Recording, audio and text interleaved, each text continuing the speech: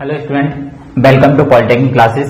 Last lecture में हम लोगों ने शेयर रिइंफोर्समेंट क्यों प्रोवाइड कराते हैं ये चीज हमने पढ़ ली थी। ठीक है, शेयर किसे कहते हैं ये भी हम पढ़ चुके हैं। ठीक है, और जो होमोजेनियस सेक्शन होते हैं उनमें आपको कहते हैं शेयर डिस्ट्रीब्यूशन किस तरीके से होता है, ये आपने आरसीटी में ऑलरेडी जो आपका स्ट्रक्चर मैकेनिक्स है उसमें आप ऑलरेडी पढ़ चुके हैं। ठीक है, आज का जो हमारा टॉपिक है वो है कि आईएस कोड के अनुसार जो शेयर रिइंफोर्समेंट का प्रोविजन क्या है, प्रावधान क्या है, कि आप कब कहते हैं शेयर रिइंफोर्समेंट प्रोवाइड कराएंगे। ठीक है, तो जो आपकी कंक्रीट का जो सेक्शन होता है वो ऑलरेडी कहते हैं कैपेबल होता है कि जो अभी आपके शेयर फोर्स आ रहे हैं, ठीक है, जो उनको क्या वियर करने के लिए। ठीक है, कंक्रीट का ग्रेड जितना ज्यादा होगा उस खंड की कहते हैं जो शेयर स्ट्रेंथ है उतनी ही क्या होगी, ज्यादा होगी।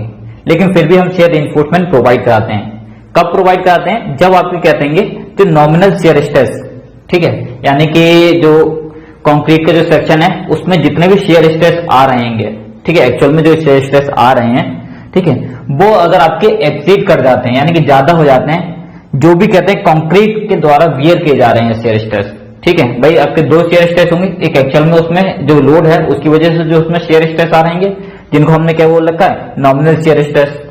ठीक है, और एक कंक्रीट सेक्शन आपका वियर कर रहा होगा कि हाँ वो इतने कहते हैं शेयर फोर्स को ले सकता है। ठीक है, उसको हमने बोल दिया कि जो कंक्रीट का सेक्शन है उसकी शेयर स्ट्रेंथ कि उसकी कितनी स्ट्रेंथ है, जिसे हमने क्या टाउ सी से। जब आपकी कहते हैं टाउ वी की वैल्यू टाउ सी से ज्यादा हो जाती है तब हम क्या करते हैं, आपका शेयर स्ट्रेंथ यानी कि शेयर रिइंफोर्समेंट है वो हम प्रोवाइड कराते हैं। ठीक है, तो आप लोगों को समझ में आ गया होगा कि हम जो शेयर रिइंफोर्समेंट है वो हम कब प्रोवाइड कराते हैं। तो उसकी कुछ कंडीशन भी है वो हम आगे देखेंगे। सबसे पहले देख लेते हैं कि नॉमिनल शेयर स्ट्रेस कैसे कहते हैं। तो नॉमिनल शेयर स्ट्रेस का मतलब जो एक्चुअल में आपके जो सेक्शन है, ठीक है, उस पर लोड लगाया, आपने बीम बनाई, बीम बनाने के उस पर जब आप लोड लगाएंगे तो उस पर कितने शेयर स्ट्रेस आ रहेंगे, तो वो आपके क्या करेंगे, नॉमिनल शेयर स्ट्रेस कहलाते हैं। इसके फॉर्मूले की अगर हम बात करें तो टाउ वी इक्वल टू होता है V upon B into D. D आपका इफेक्टिव डेप्थ है, बी आपकी ब्रेड्थ, बीम की कितनी चौड़ाई है, बीम की कितनी प्रभावी गहराई है। वी यू की अगर हम बात करें तो ये फैक्टर शेयर फोर्स या डिजाइन शेयर फोर्स कहलाता है। ठीक है, कि उस पर कितने शेयर फोर्स आ रहे हैं। ठीक है, दूसरा हमारा आएगा कंक्रीट खंड की अविकल्पन अवरूपण सामर्थ्य, यानी कि design shear strength of concrete, यानी कंक्रीट की कितनी स्ट्रेंथ हैगी, यानी कि वो कितने शेयर फोर्स को वियर कर सकती है, वो आपकी क्या है, कंक्रीट। ठीक है, उसको हम कहते हैं डिनोट करते हैं टाउ सी से। किससे डिनोट करते हैं? टाउ सी से। इसकी जो वैल्यू है वो आपकी दो चीजों पर डिपेंड करती है, एक कंक्रीट के ग्रेड पर और दूसरा जो आपने जो टेंशन रिइंफोर्समेंट प्रोवाइड किया जाएगा। ठीक है, तो दोनों उनकी परसेंटेज, उन दोनों पे आपको क्या है, टाउ सी की वैल्यू डिपेंड करती है। यानी कि टाउ सी की जो वैल्यू है वो दो चीजों पर डिपेंड कर रही है। कंक्रीट का ग्रेड, आप M20 ग्रेड की यूज कर रहे हैं, M25 की कर रहे हैं, उस पर डिपेंड करेगी। दूसरा किस पे डिपेंड करेगी कि जो आपका टेंशन रिइंफोर्समेंट आपने प्रोवाइड किया है। ठीक है, तो जो पर्टिकुलर सेक्शन जिस पर आप कहते हैं शेयर रिइंफोर्समेंट प्रोवाइड कराना, जिस सेक्शन में, उस सेक्शन में कितना आपने टेंशन रिइंफोर्समेंट प्रोवाइड किया है उसके परसेंटेज पर निर्भर करती है। ठीक है, कंक्रीट की जो ग्रेड है और जो आपका रिइंफोर्समेंट दे रखा है उसके अकॉर्डिंग ऑलरेडी आपकी कहते हैं टाउ सी की जो वैल्यू है वो आपकी आईएस कोड की टेबल में दे रखी है। टेबल नंबर 19 आपकी कहते हैं ऑलरेडी कहते हैं जो आपकी आईएस कोड है उसमें गिवन है। ठीक है, तो जो भी आप कहते हैं कंक्रीट का ग्रेड यूज कर रहे हैं और पर्टिकुलर सेक्शन पे जो भी आपका टेंशन रिइंफोर्समेंट का परसेंटेज निकल के आएगा उसके बेसिस पे आप टेबल नंबर 9 से टाउ सी की वैल्यू को कैलकुलेट कर सकते हैं। ठीक है, तो ये तो आपका टाउ सी। अगर हम ठोस स्लैब की अगर हम बात करते हैं, स्लैब की अगर हम बात करें तो स्लैब में टाउ सी की जगह पे के टाउ सी लिया जाता है। क्या लिया जाता है? के टाउ सी। रीजन वही है कि आपकी पहली मैंने आपको बताया कि जो कंक्रीट होती है, कि कंक्रीट का जो सेक्शन होता है वो ऑलरेडी क्या होता है, कैपेबल होता है शेयर फोर्सेस को वेयर करने के लिए। जब उसकी वैल्यू ज्यादा हो जाती है तब भी हम कहते हैं प्रोवाइड कराते हैं। तो यहाँ पर के टाउ सी इसीलिए जाता है क्योंकि कंक्रीट जो आपका स्लैब है, स्लैब में कहते हैं आपको कंक्रीट का सेक्शन क्या होता है, काफी ज्यादा होता है। ठीक है, तो इसीलिए वहां पे टाउ सी की जगह पे के टाउ सी लिया जाता है। क्या लिया जाता है? के टाउ सी। के की अगर हम वैल्यू की अगर हम बात करें, ठीक है, तो के की वैल्यू जो है वो कहते हैं स्लैब की थिकनेस के बेसिस पर हम किससे टेबल दे रखी है उसके आधार पर ज्ञात करते हैं। ठीक है, अगर स्लैब की मोटाई आपकी इधर दे रखी है, टेबल आपकी नीचे मैंने लिख रखी है, क्या है आपका, अगर 150 mm तक है, ठीक है, अगर आपकी जो स्लैब की मोटाई 150 mm तक है, तो उस केस में आप के की जो वैल्यू है वो 1.3 लेंगे। अगर 175 mm तक है, 150 से 175 के बीच में है, तो 1.25 लेंगे। 200 mm तक आ रही है तो 1.2 लेंगे। 225 mm तक है तो 1.15 लेंगे। 250 तक है तो 1.10 लेंगे, ठीक है। और 275 तक है तो 1.05 लेंगे, ठीक है। और 300 mm या 300 mm से ज्यादा है तो उस केस में टाउ सी की जो वैल्यू है, सॉरी के की जो वैल्यू है वो आपकी कितनी ली जाएगी, 1 ली जाएगी, ठीक है। तो ये आपको टेबल आपकी दे रखी होगी, आप इसको याद करना चाहें याद कर लीजिए, नहीं तो ऑलरेडी आपको क्वेश्चन में दे रखी होगी, ठीक है। तो आपको ध्यान रखना है कि स्लैब के लिए हम के टाउ सी का प्रयोग करते हैं, ना कि टाउ सी का, ठीक है। इसके अलावा एक चीज और होती है, वो होती है कि maximum permissible stress in concrete, ठीक है। जो कंक्रीट का सेक्शन है उसमें मैक्सिमम कितने आ सकते हैं, ठीक है। क्या होता है maximum permissible stress in concrete, यानी कि जो कंक्रीट का सेक्शन है वो कितने मैक्सिमम शियर फोर्स वियर कर सकता है, ठीक है। ये इसकी जो वैल्यू है, ठीक है। नेक्स्ट अगर हम बात करते हैं तो वो है आपका अधिकतम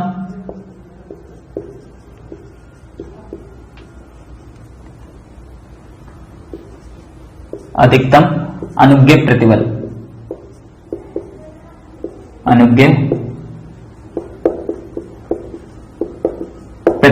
ठीक है। डिनोट करते हैं टाउ सी मैक्स। तो जो कंक्रीट का सेक्शन है उस पर कितने मैक्सिमम कहते हैं आपके क्या गए शियर स्ट्रेस है वो आपके आ सकते हैं, ठीक है। तो टाउ सी की जो वैल्यू है, टाउ सी मैक्स की जो वैल्यू है वो आपकी ग्रेड ऑफ कंक्रीट पर डिपेंड करती है। इसका मान ग्रेड ऑफ कंक्रीट के ग्रेड पर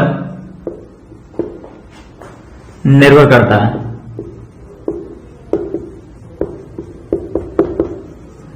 ठीक है। आईएस कोड ने इसके लिए भी आपको क्या है टेबल ऑलरेडी दे रखी है।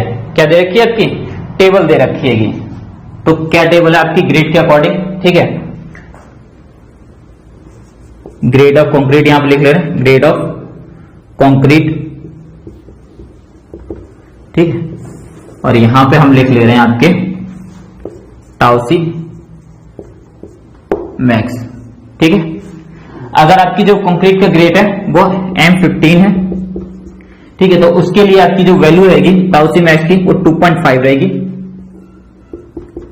M20 है तो उसके लिए 2.8, M25 है तो उसके लिए 3.1, M20 3.4, M35 सॉरी 3.5 होगी, M35 3.7, M40 और एवं इससे ऊपर, ठीक है। तो उसके लिए जो मतलब M40 या उससे ऊपर जितने भी होंगी तो उनके लिए जो वैल्यू ली जाएगी वो 4.0 यानी 4 ली जाएगी, ठीक है। तो ये आपकी क्या टाउ सी मैक्स की वैल्यू आपकी ऑलरेडी जो आपका आईएस कोड है उसमें ऑलरेडी दे रखी है। तो आपको सिर्फ इतना याद करना है, जो कंक्रीट का सेक्शन है उसकी मैक्सिमम कितनी स्ट्रेंथ होगी, मतलब कितने उसमें कहते हैं शियर स्ट्रेस आ सकते हैं, तो वो आपकी क्या होगी कंक्रीट के ग्रेड पर डिपेंड करेगी, ठीक है। और अगर हम बात करते हैं design shear strength of concrete, यानी कि जो आपकी जो कंक्रीट का सेक्शन है, ठीक है, उसकी कितनी स्ट्रेंथ हैगी कंक्रीट के सेक्शन की, तो वो आपकी दो चीजों पर डिपेंड करेगी, कंक्रीट के ग्रेड पर और जो आपका प्रबलन इस्पात है, ठीक है, जो आपने टेंशन रेनफोर्समेंट प्रोवाइड किया है उसके परसेंटेज के आधार पर आपको क्या टेबल से आपको कैलकुलेट करना है। तो ऑलरेडी आपकी कहते हैं आईएस कोड है उसमें टेबल दे रखी है, आपकी बुक में भी कहते हैं टेबल दे रखी है टाउ सी के लिए, आपकी बुक में भी टेबल दे रखी है, तो आप अपने बुक से भी देख सकते हैं। और अगर आप कहते हैं आईएस कोड कहते हैं डाउनलोड करना चाहें तो वहां से भी आपके आईएस कोड को डाउनलोड करके देख सकते हैं, ठीक है।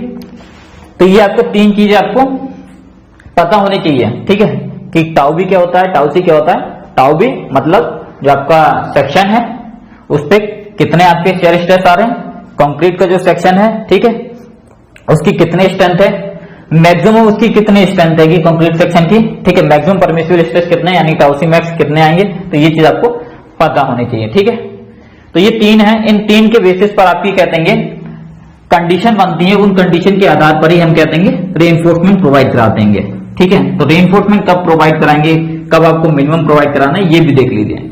तो कंडीशन की हम बात कर लेते हैं, तो पहली जो हम कंडीशन लिख रहेंगे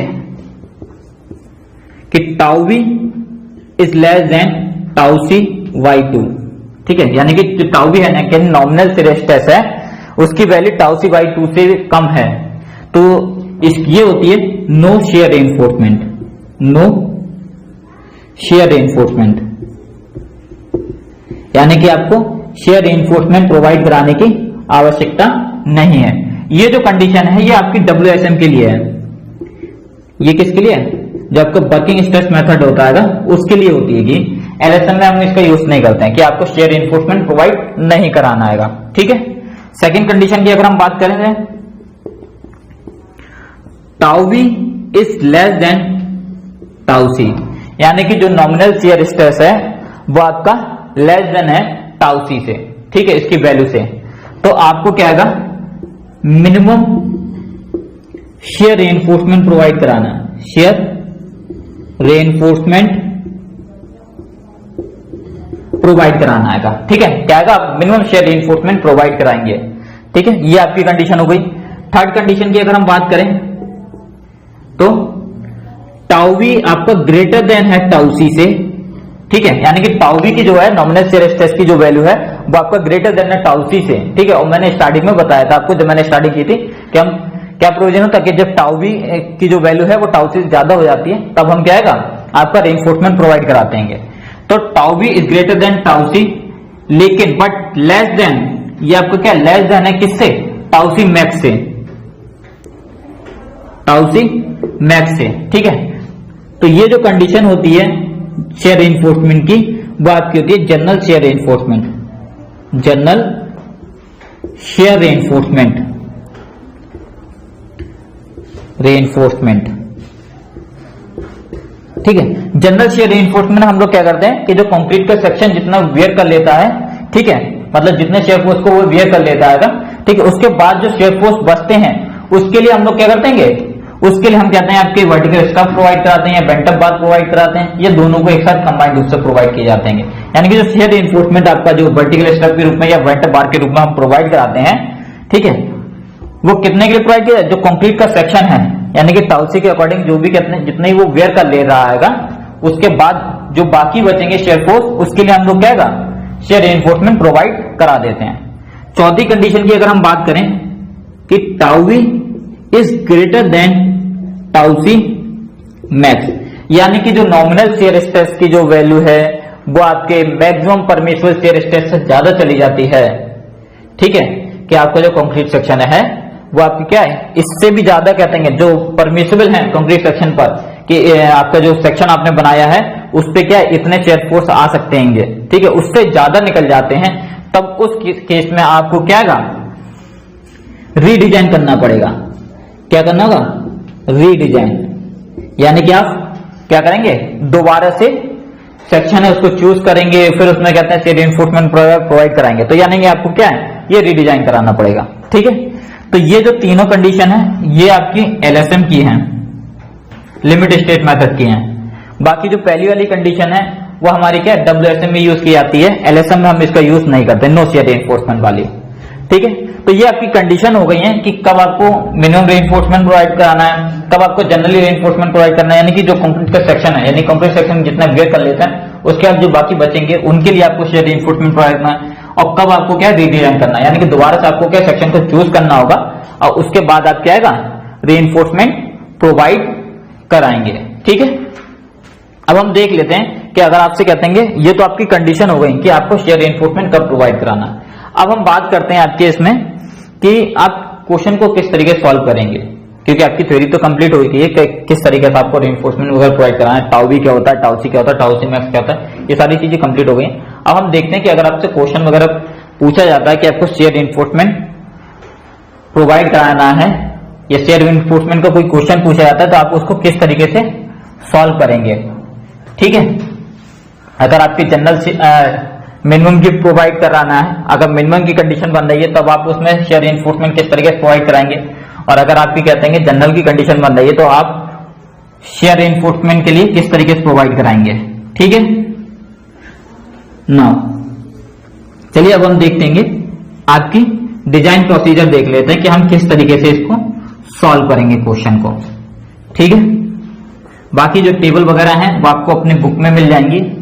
ठीक है, बुक में मिल जाएंगी या आप आईओएस कोड वगैरह डाउनलोड कर लीजिएगा तो वहां से आपको क्या देंगे मिल जाएंगे। ठीक है, डिजाइन स्टेप। ठीक है, तो अगर हम डिजाइन स्टेप की हम सबसे बात करें तो स्टेप फर्स्ट में सबसे पहले हम क्या करेंगे, आपको क्या आएगा फैक्टर शेयर फोर्स कैलकुलेट कर लेंगे। क्या करेंगे, factor shear force, factor shear force V U हम कहते हैं कैलकुलेट करेंगे। ठीक है, वी यू हम कैलकुलेट करेंगे तो उसका WL/2। ठीक है, WL/2 ये किसके अकॉर्डिंग है, अगर आपकी सिंपली सपोर्टेड बीम है एंड यूडियल लोड आ रहा है उसके लिए आपका जो shear force maximum shear force का जो फॉर्मूला होता है वो क्या होता है आपका WL/2। W आपका क्या होगा, ये आपका फैक्टर्ड लोड होगा, फैक्टर्ड लोड हो जाएगा आपका। ठीक है, L आपकी क्लियर स्पैन हो जाएगा, L आपको क्या हो क्लियर स्पैन। ठीक है, आप फैक्टर शेयर फोर्स निकाल लेंगे। उसके बाद हम क्या निकालेंगे स्टेप सेकंड में, स्टेप सेकंड में हम कहते हैं नॉमिनल शेयर स्ट्रेस निकालेंगे। क्या निकालेंगे, नॉमिनल शेयर स्ट्रेस, यानी कि हम क्या टाउ भी निकालेंगे। टाउ भी क्या होता है VU upon V into D Newton पर mm स्क्वायर। ठीक है, तो यहां से आपका क्या टाउ भी निकल आएगा। ठीक है, टाउ भी निकल आया। उसके बाद हम क्या निकालेंगे step third, percentage of steel. ठीक है, हम क्या निकालेंगे परसेंटेज ऑफ स्टील निकाल लेंगे। जिस सेक्शन पर हमें कहते हैं शेयर रिइंफोर्समेंट प्रोवाइड कराना है, यानी कि एंड सपोर्ट पे जाकर के हम शेयर रिइंफोर्समेंट प्रोवाइड कराते हैं, क्योंकि मिड सेक्शन में आपको क्या होता है शेयर फोर्स जो होते हैं वो आपके क्या मिनिमम होते हैं। तो एंड सपोर्ट पे यानी कि सपोर्ट पे आपको कितना रिइंफोर्समेंट आपने प्रोवाइड किया है, ठीक है, वो आप निकाल लेंगे। ठीक है, तो PT इक्वल टू हो जाएगा आपका AST upon B into D multiply by 100। ठीक है, तो यहां से आपको क्या आएगा परसेंटेज स्टील निकल आएगा। ये है area of steel, area of steel eight support. ठीक है, सपोर्ट पर आपको क्या एरिया ऑफ स्टील हो जाएगा। एरिया ऑफ स्टील निकल आया। उसके बाद हम क्या करेंगे स्टेप 4 में हम क्या निकालेंगे design shear strength of concrete. ठीक है, यानी कि हम टाउसी निकालेंगे और टाउसी की वैल्यू क्या आएगा grade of concrete, grade of concrete and आपकी क्या आएगा परसेंटेज ऑफ स्टील। इन दोनों के बेसिस पर टेबल से ज्ञात करेंगे। ठीक है, इन दोनों के बेसिस पे हम क्या आएगा जबकि टेबल दे रखी है उस टेबल से क्या टाउसी की वैल्यू कैलकुलेट कर लेंगे। ठीक है, उसके बाद स्टेप 4 में स्टेप 5 में हम क्या निकालेंगे मैक्सिमम परमिसिबल स्ट्रेस निकालेंगे, मैक्सिमम परमिसिबल स्ट्रेस। ठीक है, यानी कि टाउसी मैक्स निकालेंगे। ठीक है, तो ग्रेड ऑफ कंक्रीट के अकॉर्डिंग, ग्रेड ऑफ कंक्रीट के अकॉर्डिंग क्या है टेबल से, जबकि टेबल मैंने अभी आपको लिखाई थी उसके अकॉर्डिंग आप क्या ये चीज निकालेगा। जब आपको कहते हैं टाउ बी, टाउसी और टाउसी मैक्स ये तीनों चीजें मिल जाएं, उसके बाद हमारी क्या है ये इनमें से कोई कंडीशन बनेगी। ये आपकी क्या इन जो मैंने आपको ये 4 कंडीशन बनाई है इन चार में से आपकी क्या कोई कंडीशन बनेगी। अब हम बात कर रहे हैं लिमिट स्टेट की, तो ये वाली कंडीशन आपकी यूज में नहीं रहेगी, आपकी क्या ओनली ये तीन रहेंगे। तो इन तीन में से आपकी कोई एक कंडीशन बनेगी, ठीक है। तो उसके बेसिस पे आप क्या क्वेश्चन को सॉल्व करेंगे, ठीक है। तो हम एक एक करके देख रहे हैं कि अगर हमारी कौन सी कंडीशन बन रही है तब हम क्या करेंगे, शेयर रिइंफोर्समेंट किस तरीके से प्रोवाइड कराएंगे, ठीक है। तो हम देखते हैं सबसे पहले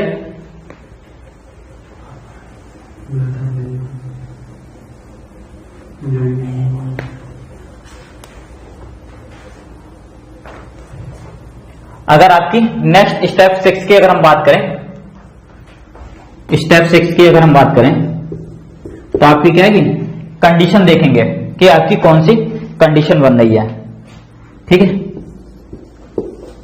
कंडीशन की अगर हम बात करते हैं, ठीक है, तो फर्स्ट हम देख ले रहे हैं कौन सी है कि टाउ वी लेस देन है टाउ सी से, ठीक है। अगर आपकी कंडीशन बन रही है कि tau V is less than tau C, तो इसका मतलब हो गया minimum shear reinforcement, minimum shear reinforcement, ठीक है। मिनिमम शेयर रिइंफोर्समेंट हम लोग क्या करते हैं कि डायरेक्टली कहते हैं, एज्यूम कर लेते हैं कि हम इतने ग्रेड का वर्टिकल स्टफ और आपकी कहते हैं जो आपके इतने ग्रेड के आपके वर्टिकल स्टफ्स हैं, ठीक है, और साथ में कहते हैं 2 लाख के हम यूज कर रहे हैं, और उसके बाद जो स्पेसिंग है हम उसको कैलकुलेट कर लेते हैं, ठीक है। तो इसमें हम लिख ले रहे हैं सबसे पहले एज्यूम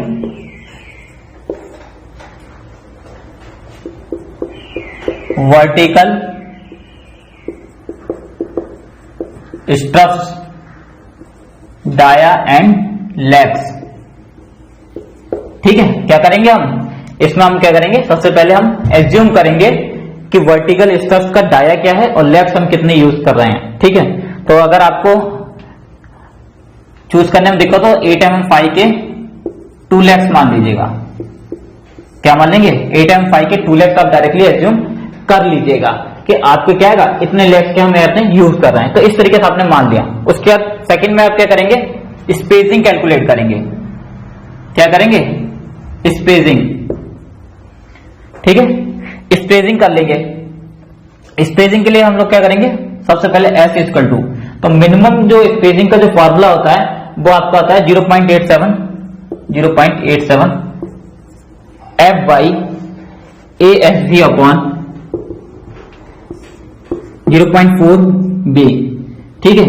ये जो स्पेसिंग है वो आपकी 0.75 D और 300 mm में मिनिमम से अधिक नहीं होनी चाहिए, अधिक नहीं होनी चाहिए, ठीक है। तो यानी कि आपने क्या किया, यहां से तीनों में जो मिनिमम हो, ठीक है, अगर हम डायरेक्टली अगर हम बात करें तो तीनों में जो मिनिमम होगी वही आपकी क्या स्पेसिंग हो जाएगी। तो आप यहां पे लिख दीजिएगा कि 8 mm 5 के 2 lakhs stuffs at the rate, जो भी आपकी आई हो वैल्यू 300 mm आ रही है तो 300 mm, 285 आ रही है 285, जो भी आए सेंटर टू सेंटर पर डाले जाएंगे, ठीक है। तो यहां पर क्या, अगर ये वाली कंडीशन बनेगी तो इस तरीके से आप कैलकुलेट कीजिएगा और यहीं पे आपका क्या क्वेश्चन जो है वो आपका कंप्लीट हो जाएगा, ठीक है। अब हम नेक्स्ट देख लेते हैं आपकी कौन सी है, थर्ड वाली है, ठीक है। तो थर्ड की अगर हम बात करें तो इसमें हम क्या करेंगे,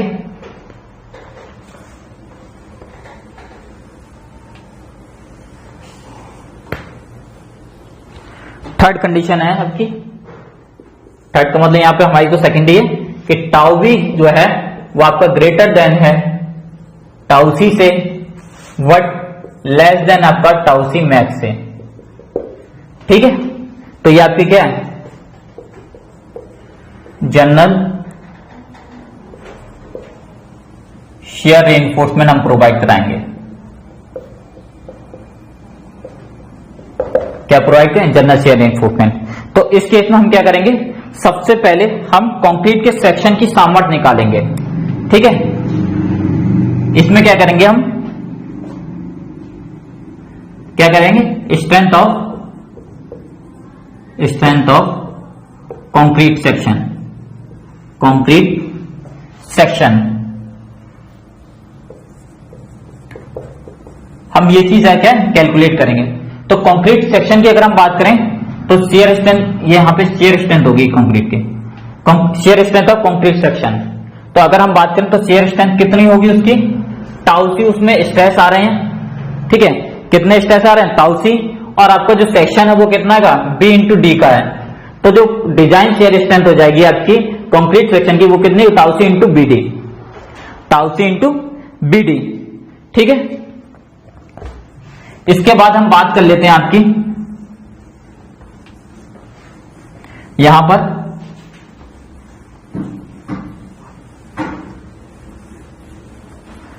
नेक्स्ट हम बात करते हैं आपकी इसकी जो आपके वर्टिकल स्ट्रप्स या आप कंबाइंड से बेंट अप बार भी प्रोवाइड करा रहे हैं, दोनों चीजें अगर आप प्रोवाइड करा रहे हैं तो उस केस में, ठीक है, आप क्या करेंगे, क्या निकालेंगे, जो नेट शेयर फोर्स है वो आपको कैलकुलेट करने। नेट शेयर फोर्स का मतलब है कि कितने शेयर फोर्स के लिए आपको वर्टिकल स्ट्रप्स एंड आपके जो क्या आएगा, जो बेंट अप बार है वो आप प्रोवाइड कराएंगे, ठीक है। तो सेकंड में आपका आएगा net shear force, net shear force. तो नेट शेयर फोर्स क्या होगा, आपने डिजाइन शेयर स्ट्रेस निकाले थे यानी फैक्टर शेयर फोर्स, उसमें से आप कहते हैं घटा देगा टाउ सी इंटू वीडी को। तो ये आपके क्या है, नेट शेयर फोर्स होंगे, ठीक है, ये आपको क्या है, नेट शेयर फोर्स होंगे, ठीक है। किलोमीटर में या न्यूटन में आपके क्या है, ये नेट शेयर फोर्स निकल के आ जाएंगे। इस नेट शेयर फोर्स के लिए आपको क्या है, आपको शेयर रीइंफोर्समेंट प्रोवाइड कराना होगा, ठीक है। नेट शेयर फोर्स का मतलब आपको क्या, शेयर रीइंफोर्समेंट कितने, आपका जो शेयर स्ट्रेस है, जो कितने शेयर फोर्स के लिए आपको क्या है, शेयर रीइंफोर्समेंट प्रोवाइड कराना है। अब हमें यहाँ पे एज्यूम करना पड़ेगा हम वर्टिकल स्ट्रप खाली प्रोवाइड कर रहे हैं, बेंट अप बार प्रोवाइड करा रहे हैं, ठीक है, या दोनों कंबाइन। पहले मैं एक चीज बता देना चाह रहा हूं कि हम बेंट अप बार को कभी भी सिंगल यूज नहीं करते हैं, ठीक है, बेंट अप बार को कभी भी सिंगल यूज नहीं किया जाता है। इसके लिए हम क्या करते हैं, दोनों को कंबाइंड यूज कर सकते हैं लेकिन सिंगल नहीं। रीजन क्या आएगा कि आईएस कोड कहता है, आईएस कोड कहता है कि जो आपकी बेंट अप बार है, बेंट अप बार है, ठीक है, बेंट अप बार की जो स्ट्रेंथ होगी, शेयर स्ट्रेंथ, शेयर स्ट्रेंथ है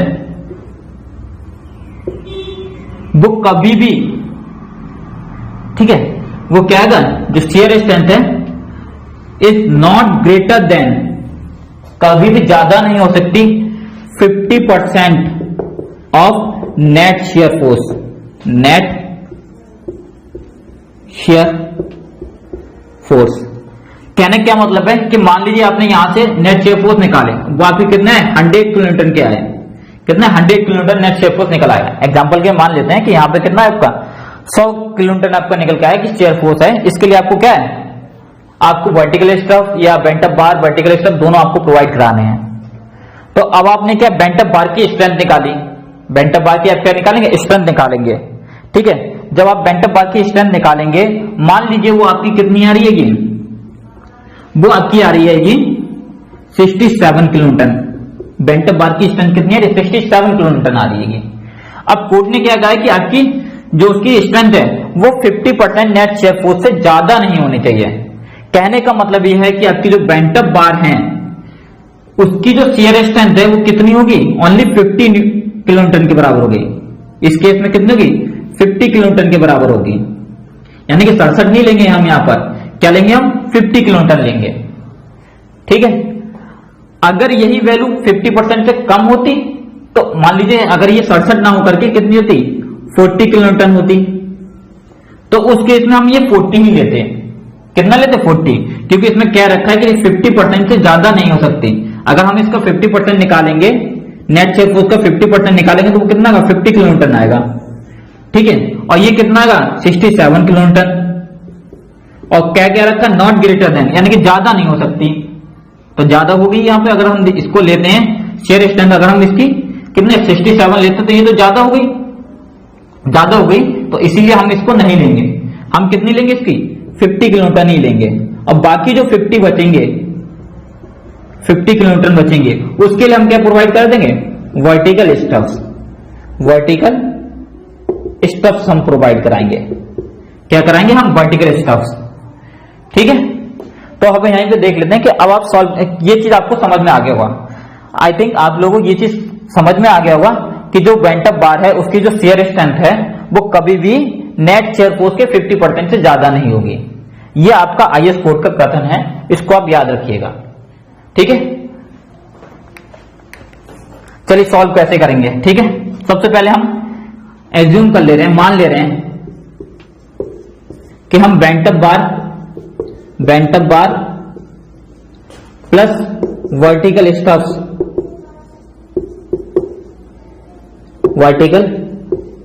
दोनों हमने प्रोवाइड किए हैं। क्या किया, दोनों प्रोवाइड किए हैं। तो हम क्या निकालेंगे इसमें, सबसे पहले हम निकालेंगे यहां पर shear strength.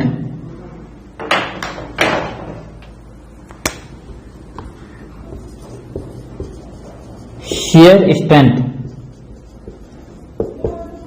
Of bent up bar. ठीक है, क्या होती है कि 0.87 FY ASB। ठीक है, V का मतलब bent up bar into sine theta. ठीक है, यहां से आपके क्या स्ट्रेंथ निकल आएगी। ठीक है, उसके बाद आप ये वाली कंडीशन को लाई करा के देखिए। नेट शेयर फोर्स आप निकाल चुके हैं, बेंट अप बार आपकी स्ट्रेंथ यहां से आ गई। ठीक है, ये यहां से आपके आ गई। ठीक है, तो ये जो स्ट्रेंथ है वो आपकी क्या नेट शेयर फोर्स के 50% से ज्यादा नहीं होनी चाहिए। ये कंडीशन आपको यहाँ पे क्या देखनी पड़ेगी, चेक करनी पड़ेगी। ठीक है, उसके बाद हम क्या करेंगे, उसके बाद हम क्या निकालेंगे, वर्टिकल स्टफ के लिए शेयर फोर्स निकालेंगे। ठीक है, हम क्या निकालेंगे, वर्टिकल स्टफ्स के लिए नेट शेयर फोर्स।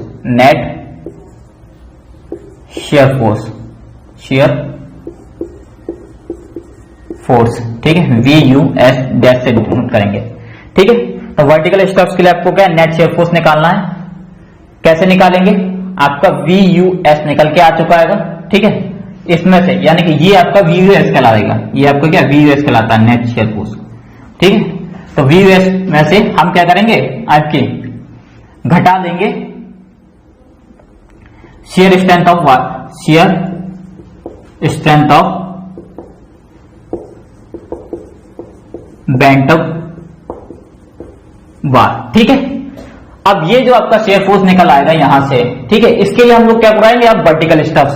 तो फिर नेक्स्ट हमारा क्या रहेगा, ये आपका C हो गया, ये आपका D हो गया।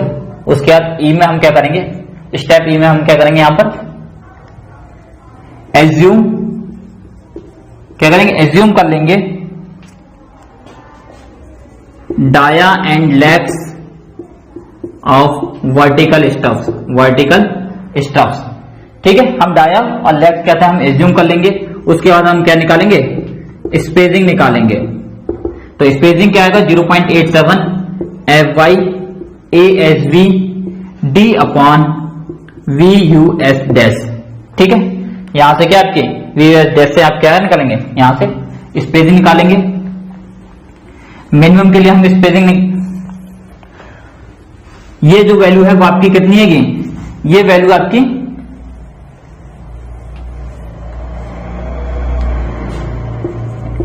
0.87 FY ASB upon 0.4B 0.75 D और 300 mm। ठीक है, तीनों में जो आपकी मिनिमम होगी, ठीक है, वही आपकी क्या स्पेसिंग हो जाएगी। ठीक है, यहां पे ले लीजिएगा कि आपके वर्टिकल स्टफ हैं वो आपके इतने इतने डाया के जो आपने यूज किया है उसके अकॉर्डिंग आपके क्या वर्टिकल स्टफ प्रोवाइड किए जाएंगे। तो ये क्वेश्चन क्या है, यहीं पे आपको क्या कंप्लीट हो जाता है। ठीक है, ये हमने एज्यूम माना था, तो अगर हम ये एज्यूम मान के चल रहे हैं तो आपको क्या इस तरीके से क्वेश्चन को सॉल्व करना होगा। ठीक है, अब हम क्या कह रहे हैं, हम ये ना मान करके, ठीक है, ये वाला ना मान करके हम एज्यूम कर रहे हैं। क्या एज्यूम कर रहे हैं, assume only vertical stuffs, only vertical stuffs provided, हमने क्या ओनली वर्टिकल स्टेप प्रोवाइड करा है, बेंट बार हम कर ही नहीं रहे हैं। ठीक है, तो उस केस में हम किस तरीके से सॉल्व करेंगे? ठीक है, तो उस केस के लिए हम लोग क्या करेंगे, नेट शेयर फोर्स निकालेंगे, नेट शेयर फोर्स। ठीक है, जिसको हम डिनोट करते हैं आपके VUS से, VUS से हम डिनोट करेंगे। क्या होगा आपका VU minus V into D into tau C. ठीक है, यहां से आपका नेट शेयर फोर्स निकल आएगा। इसी शेयर फोर्स के लिए आपके वर्टिकल स्टेप प्रोवाइड कराएंगे। ठीक है, ये आपका निकल आएगा। उसके बाद सेम आपकी जो स्टेप जो आपकी डी और ई वाली हैं, इनको हम फॉलो करते हुए आपका जो क्वेश्चन है उसको हम कंप्लीट कर लेंगे। ठीक है, तो ये आपको क्या है, क्वेश्चन यहाँ पे क्या है, कंप्लीट हो जाता है। और ये हमने जो आपको स्टेप बताई है ये आपकी सपोर्ट पर हैं। ठीक है, आपका अगर हम मिड सेक्शन की अगर हम बात करते हैं तो मिड सेक्शन में हम मिनिमम शेयर रेनफोर्समेंट प्रोवाइड कराते हैं। तो आप या तो मिनिमम वाला, अगर आप कहते हैं एंड सपोर्ट के साथ साथ आप मिड में भी निकालना चाह रहे हैं तो उसमें आप क्या मिनिमम शेयर रेनफोर्समेंट प्रोवाइड करा दीजिए। ठीक है, नहीं तो आपको प्रोसीजर यही अपनाना पड़ेगा। आप कहते हैं मिड सेक्शन पे जाइए, मिड सेक्शन में आप शेयर फोर्स ज्ञात कीजिए कि उस पर कितने शेयर फोर्स आ रहेंगे और पूरे इसी को फॉलो करना पड़ेगा। ठीक है, तो फिलहाल आप कहते हैं ओनली सपोर्ट्स पे निकाल दीजिएगा। मिड सेक्शन के लिए आप मिनिमम वाला प्रोवाइड करा दिएगा कि आपकी 300 mm सेंटर टू सेंटर पे डाली जा रही है। डायरेक्टली लिख दीजिएगा कि जो 8M5 के जो आपने स्टब्स माने 2 लेग्स के, उनको क्या 300 mm पे आप प्रोवाइड करा रहे हैं। ठीक है, तो जो आपको क्वेश्चन है वो यहीं पे आपका कंप्लीट हो जाएगा। ठीक है, तो आई थिंक जो अब मैंने आपको स्टेप लिखाई है उन स्टेप को आप याद कर लीजिएगा, क्योंकि आपके जो पेपर के पॉइंट ऑफ व्यू से अगर हम बात करें तो स्टेप्स कई बार पूछी गई, क्वेश्चन नहीं स्टेप पूछ लिए गए कि आपको शेयर रेनफोर्समेंट के जो स्टेप है, डिजाइन स्टेप है, आप किस तरीके से प्रोवाइड कराएंगे। ठीक है, तो आपसे डिजाइन स्टेप भी कहते हैं पूछी जा सकती है, क्वेश्चन नहीं पूछा गया तो डिजाइन स्टेप आपसे क्या है, थ्योरी में पूछी जा सकती हैं। तो आप इन स्टेप को कहते हैं याद कर लीजिएगा। ठीक है, तो आज के लिए बस इतना ही रखते हैं। बाकी नेक्स्ट क्लास में हम लोग आपको कहते हैं न्यूमेरिकल करा देंगे, जिससे आपको ये क्वेश्चन अच्छी तरीके से समझ में आ जाए। ठीक है, कम से कम आपको 2 या 3 कहते हैं न्यूमेरिकल हमें कराने पड़ेंगे, जिससे अलग अलग कंडीशन में आपको ये पता लग सके कि आपको कैसे क्वेश्चन सॉल्व करने हैं। ठीक है, आज के लिए बस इतना ही, धन्यवाद।